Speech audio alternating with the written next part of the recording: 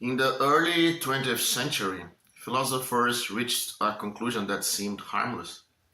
A side remark marking a term from one way of validating knowledge to another. And it stayed that way.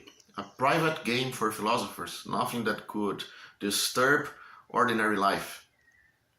They discovered that metaphysics and ethics no longer belonged to the realm of the decidable.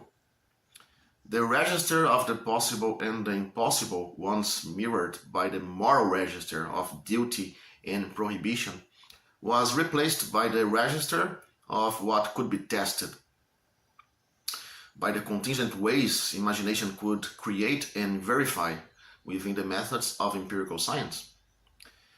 The influence of those who championed this exclusion of metaphysics, ethics, and even aesthetics, a small circle of thinkers whose names remain little known outside philosophy, is stretched from the Vienna circle to A.J. Ayer, and defined what would be called the new dream of science, that only what could be verified had meaning.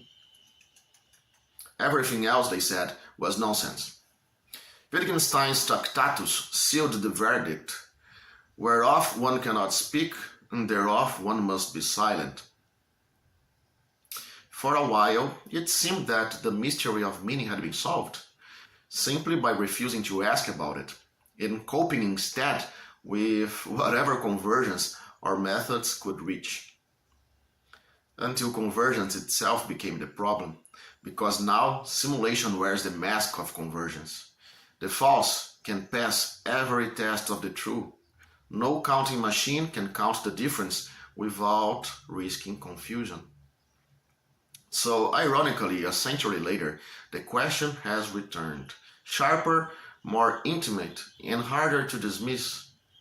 We may converge, yes, but if no deeper distinction can be made within that convergence, we lose the very measure of what is human, what is art, what is meaning. So now we stand at a turning point when our ability to reorganize ourselves socially, to find a median where human self-awareness can once again gather into unity, can no longer remain silent, nor be left to the ideological manufacture of false hierarchies. If we want to solve this rationally, instead of letting panic and hysteria take over, philosophy must speak again, and not from a subservient position.